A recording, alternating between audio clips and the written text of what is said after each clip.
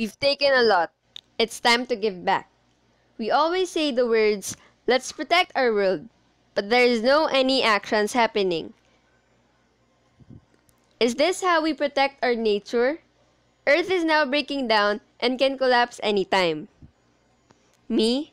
I know I'm still young and cannot do huge job for the cleanliness of the world, but I can do simple tasks that can serve as my contribution as a human. Bicycle instead of vehicle that uses oil. A passenger vehicle is a major pollution contributor. It uses natural resources such as fuel that causes pollution. Poor Mother Earth. Bicycles help us to exercise and conserve fresh air. Let's go!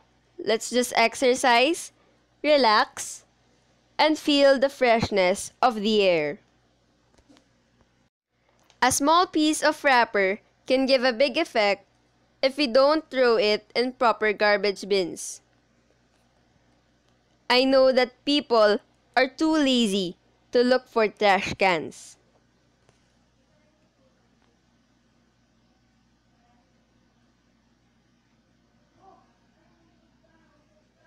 Poor Mother Earth.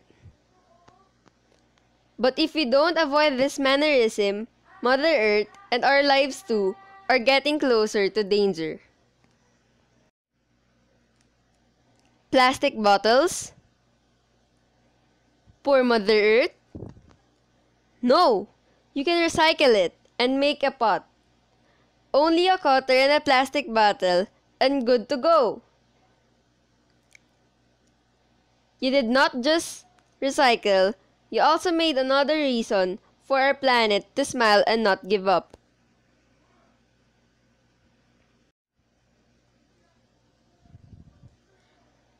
An air conditioner contains chlorofluorocarbon. Poor Mother Earth? Chlorofluorocarbon is one of the major contributors to ozone layer breakdown. We, the users, enjoy and gives us comfort when sleeping. But we didn't know our planet is already dying. Plastic products is a huge cause of flash floods and gives us water, air, and land pollution.